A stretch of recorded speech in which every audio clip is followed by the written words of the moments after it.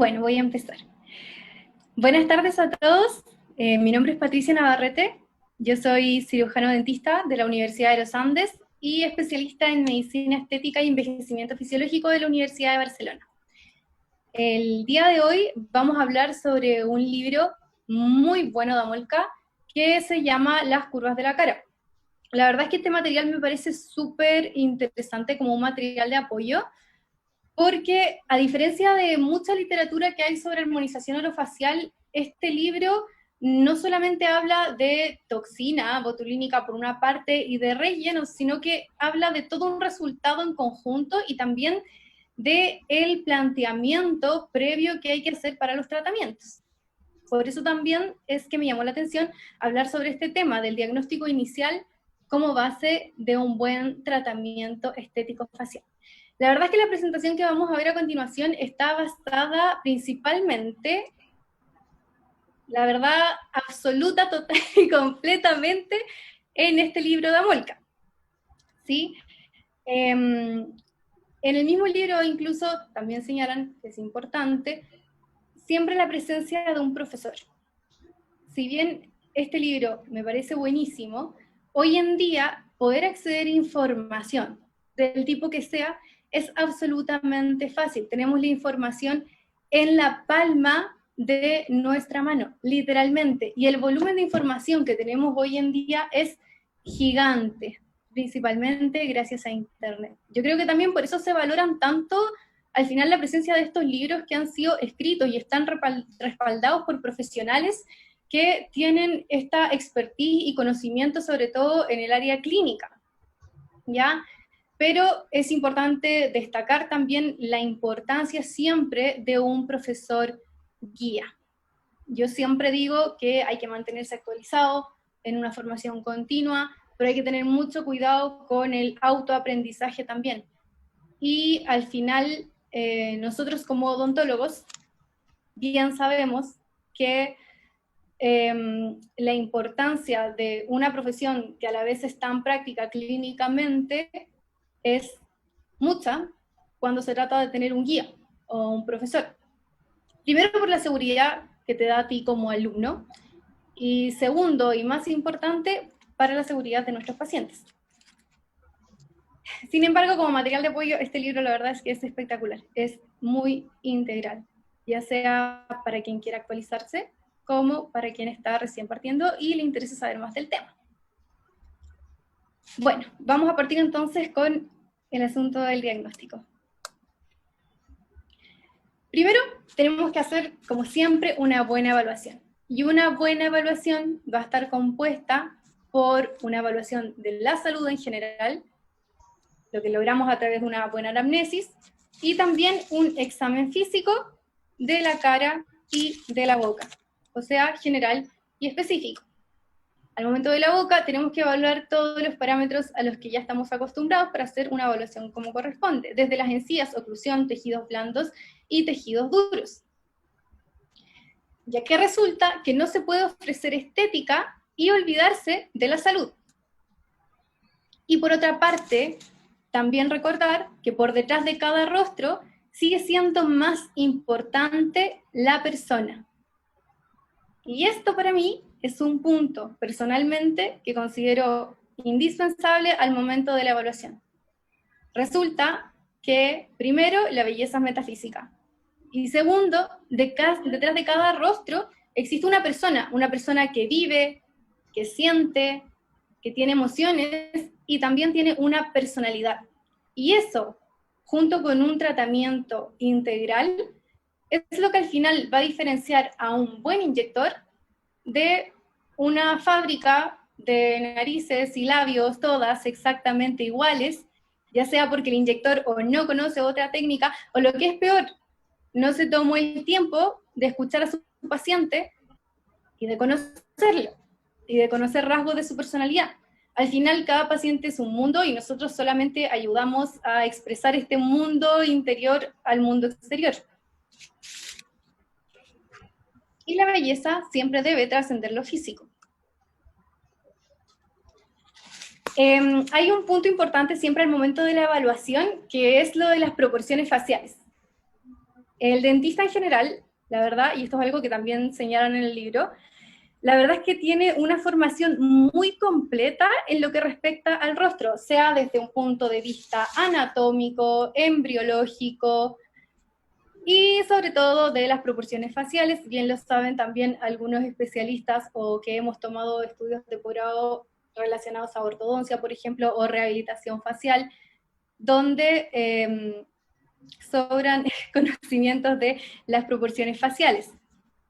Y la verdad es que yo creo que es un poco también el karma que tenemos el cirujano dentista, porque siempre tenemos, bueno, dos karmas en realidad. Tenemos uno que es el que nos asocian siempre con esto de sentir dolor o sentir miedo, ya, mal karma.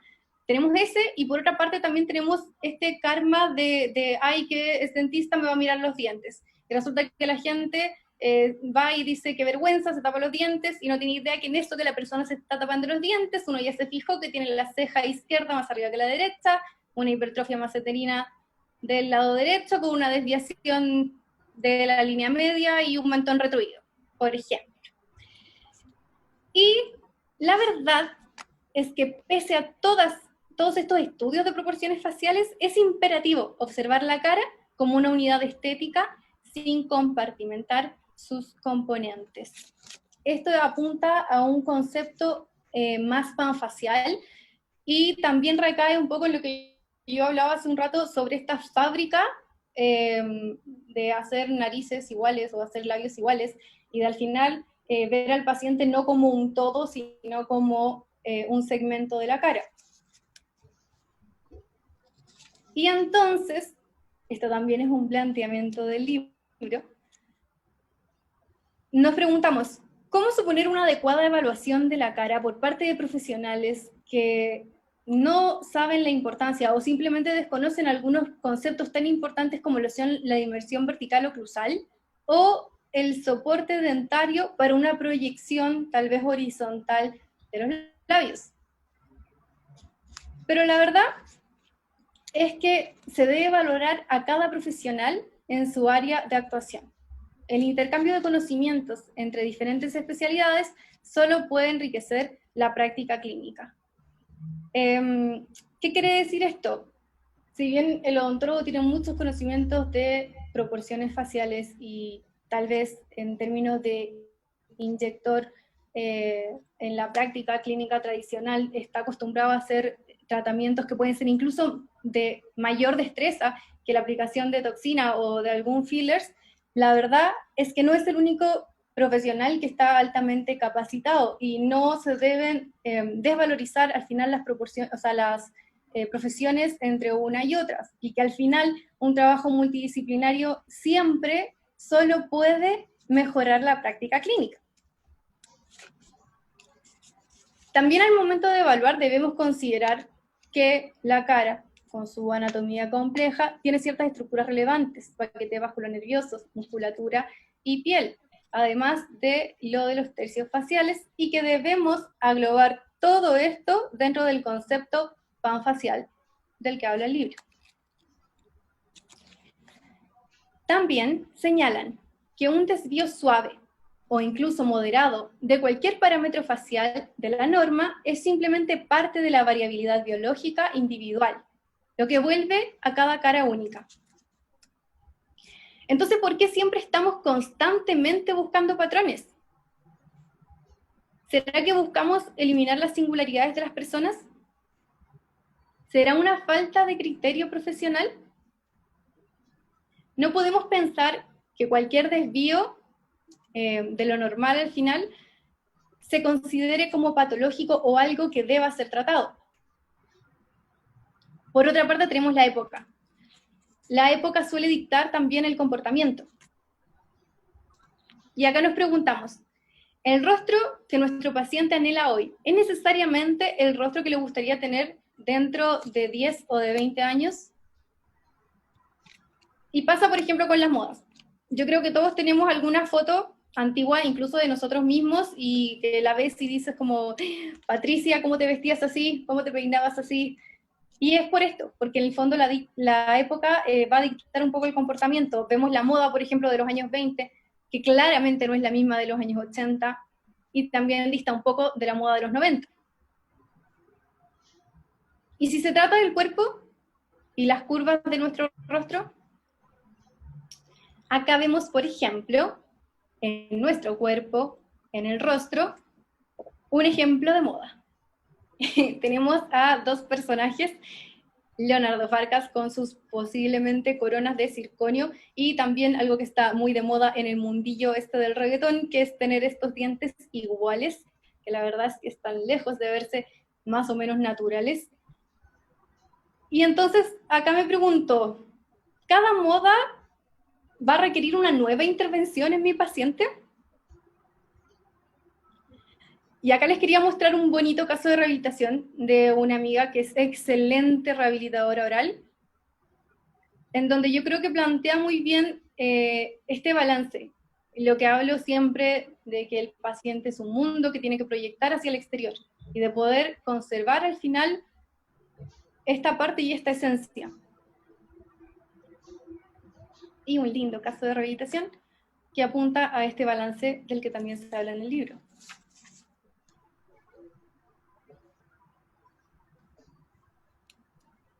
Entonces, este abordaje panfacial del que describe el libro apunta principalmente a este balance y a considerar que cada persona es un ser único, individual, con una personalidad también individual.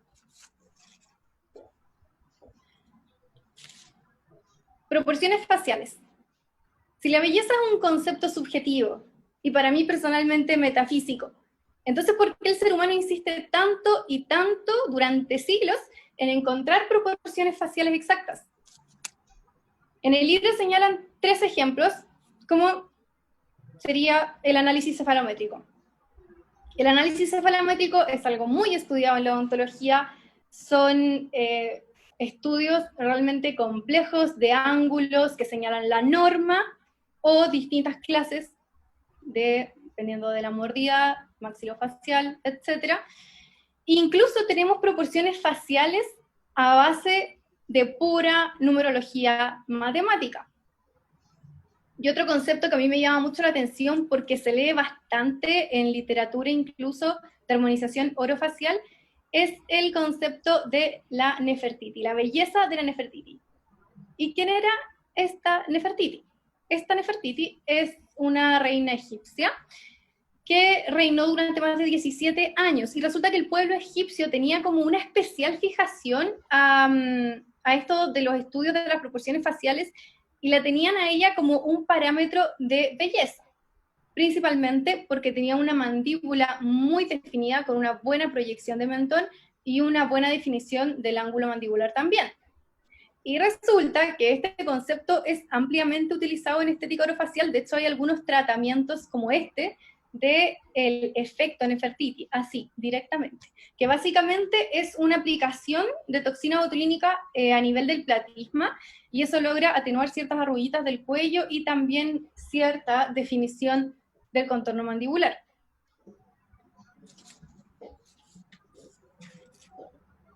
En cuanto al análisis facial propiamente tal, es un poquito también lo que se ve, no un poquito, bastante, en la odontología.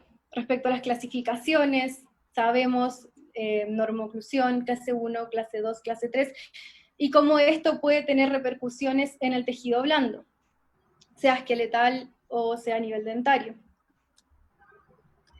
Así como una malooclusión o una oclusión clase 1, clase 2, clase 3, puede que no pertenezcan a la norma de la región en la que nos encontremos, no quiere decir siempre que presente una situación patológica y tratable, como decíamos antes, pero también hay algunos casos como este, en donde sí se ve afectada directamente la función del paciente, por lo tanto la salud. En cuanto a parámetros estéticos. Los parámetros estéticos se basan principalmente en que una cara bonita no sigue un patrón matemático, como los anteriores que habíamos visto. No sigue principios de forma y función, así como tampoco posee un gold standard. En cuanto a parámetros estéticos, en el libro apuntan a estos tres principalmente: la simetría, la media y el dimorfismo sexual. Simetría. En el libro cuentan varios estudios que señalan que ante un ojo humano es más bello una cara simétrica, o apreciar cualquier objeto que sea simétrico, porque genera este efecto de placer, que es la percepción de belleza. Pero nosotros bien sabemos que no hay nadie simétrico, y acá vemos, por ejemplo, la foto de una paciente bastante bonita, con un efecto de como duplicado de la de mi cara, donde queda una cara perfectamente simétrica, que no quiere decir que sea necesariamente más linda que la foto de su paciente natural, no simétrica. Otro parámetro es la media. Con este parámetro yo podría estar un poco más de acuerdo, y que habla de una media poblacional. Por lo tanto, la media poblacional va a variar también entre poblaciones.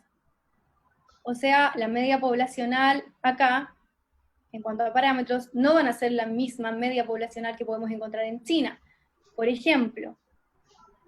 ¿Y por qué digo yo que tengo un concepto un poco más metafísico, que podría estar más de acuerdo con este parámetro? La verdad es que he leído también estudios que hablan sobre la belleza como un concepto de familiarización, donde vas a reconocer como bonito algo que también te parece familiar.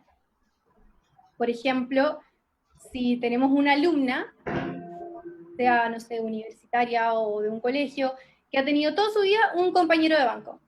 Y este compañero de banco además es su mejor amigo. Y le recuerda o le representa cariño, confianza, seguridad, felicidad. Y esta alumna decide irse de intercambio y llega a un lugar donde no conoce a nadie, pero encuentra a alguien que tiene parámetros o rasgos faciales similares a este amigo. Hay una posibilidad de que esta alumna se sienta quizá atraída por esa percepción de belleza que siente al ver estos rasgos. El dimorfismo sexual se refiere a las diferencias hombre-mujer que divergen en la pubertad, con las hormonas. Y también habla un poco del concepto de belleza asociado a la salud, porque al final un aumento en las hormonas, en este caso testosterona y estrógenos, también aumentan la potencialidad del sistema inmune. En el caso de la mujer, como rasgos más propios de la mujer, tenemos que encontrábamos en los estudios que menciona el libro, que se aprecia a una mujer como más bella cuando presenta pómulos prominentes, labios más gruesos, y un tercio facial inferior más angosto que el tercio facial medio. Diferente en los hombres, que tienen una cara más cuadrada, cejas anchas y gruesas, y el tercio facial inferior apunta a tener una anchura similar al tercio facial medio. Además de esto, el libro también habla de cómo afecta en hombres versus mujeres esta percepción de belleza. O sea, que el hombre nuevamente se ve más beneficiado en esto, porque al parecer no es tan relevante rasgos bien masculinos en un hombre para poder percibirlo como bello, según los estudios. No así en la mujer, donde sí se valora mucho más todos estos rasgos de los pómulos, los labios gruesos, etc. ¿Sí? Hablemos de juventud.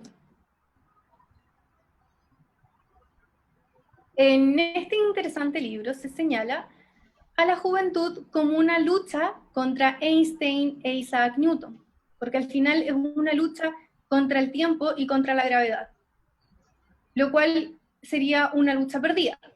Por lo tanto, también hacen al llamado a no afanarse, en el fondo, con devolver el tiempo atrás y con quitar la gravedad, porque es imposible. La juventud. Sabemos que una cara joven va a tener una piel mucho más turgente, más hidratada, con volumen, con una menor expresión de cansancio, con surcos no tan pronunciados.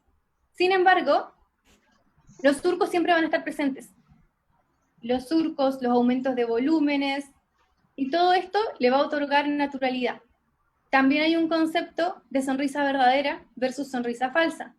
En una sonrisa verdadera podemos ver integrado, por ejemplo, este concepto panfacial, que no se basa solamente en un tercio medio, sino que se apoya también en la presencia de los surcos, en poder expresarte con los ojos.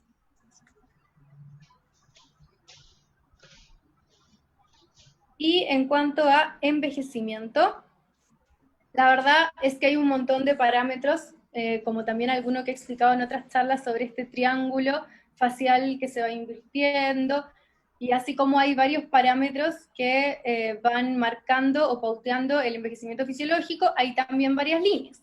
Las líneas que expuse, que también aparecen explicadas en el libro, son las líneas de Borges, que básicamente son líneas de tensión de la piel, que son zonas que acumulan tensión y que luego, o pueden ser líneas que eran dinámicas, que luego pasan a ser estáticas. Por ejemplo, acá se ve la línea de la marioneta, etc. Puntos y líneas. Y acá está la parte importante, y que a mí me gustó mucho del libro, porque el libro habla sobre una evaluación que va más allá de los parámetros, va más allá de las proporciones, y se basa también en la naturalidad y en las curvas que tenemos en la cara. Comprendiendo la cara como un todo, con anatomía compleja, que presenta órganos que tienen diversas funciones, ya sea el olfato, ya sea ingerir alimentos, la visión, y lo más importante, la comunicación no verbal, la cual nos otorga el 55% de la comunicación interpersonal. Las protuberancias, las cuencas, las depresiones, los orificios.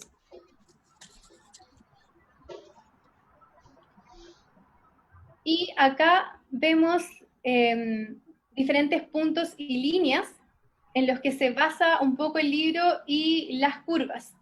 Acá vemos una división de los tercios faciales, donde tenemos la línea que va de la línea del pelo, la línea de las cejas y la línea subnasal con la línea que va proyectada en el mentón blando. También es importante esta línea intercomisural y también interpupilar, que nos va a ayudar mucho para posicionar al paciente, sobre todo cuando es un tema de registros fotográficos y queremos comparar la evolución de nuestro paciente a lo largo del tiempo. Acá básicamente desglosa todos los puntos que podemos ver: nación, dorso, ala nasal. Otro planteamiento de Ninel es compartimentalizar la cara en distintas subunidades, sea frontal, nariz, orbitaria, infraorbitaria, área cigomática, mejilla, labios, mentón y submentón. Y la verdad es que, de nuevo, lo panfacial, muchas veces cuando nos vamos a tratar una de estas unidades, va a tener una repercusión importante sobre el resto de las unidades. Lo es, por ejemplo, cuando tratamos la fosa temporal, o tratamos fosa temporal en conjunto con una zona cigomática, y tiene una repercusión en la definición de un contorno mandibular de manera secundaria.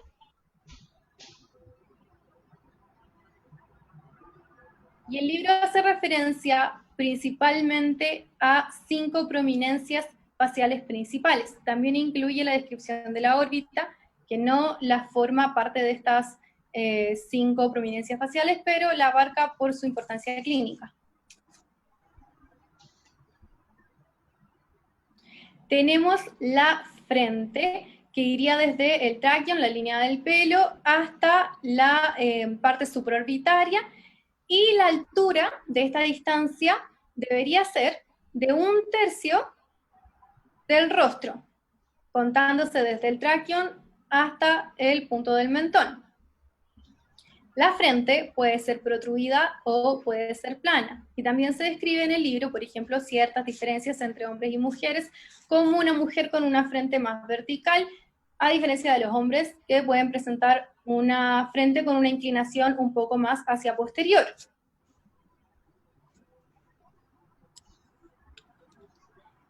El punto nación es también importante, es la área más deprimida y zona de transición con la nariz, es donde está la sutura frontonasal, coincide también.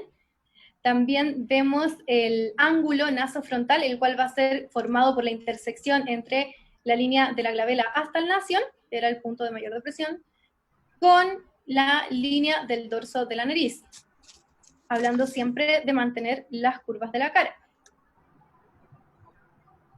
En cuanto a la nariz, encontramos también diversas estructuras, como el domus, que es el punto más alto, y la porción inferior, que está formada por las narinas externas, abertura de la cavidad nasal, contorneadas por las alas nasales, separadas por el tabique nasal y la columela. La columela que puede ser colgante o retraída.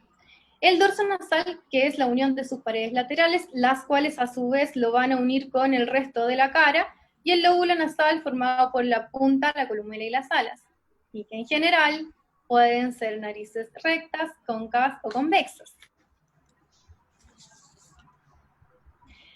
Volviendo al asunto de los parámetros, hay algunos parámetros también que se han establecido y que indican que la base del ancho nasal debería ser en una proporción 1:1 con la distancia intercomisural, es decir, entre la comisura interna y la comisura externa.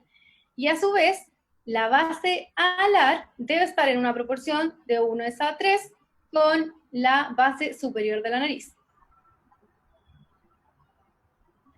Acá hay otros conceptos de labios donde se busca separar en distintos componentes, principalmente para el inyector e intercomunicación. Tenemos el filtrum, los pilares del filtrum, el arco de Cupido, la comisura labial, surco mentolabial, el vermellón del labio, y también describen un rollo blanco. El rollo blanco, que sería el rollo que va entre la transición con la piel, que lo describen también como una curva importante a mantener, para poder mantener la diferencia al final de transición del labio-piel, y también conservar esta naturalidad. Y finalmente, lo último que abarcaría sería el mentón, que está justo por debajo del pliegue o surco mentolabial y está íntimamente relacionado con el labio inferior.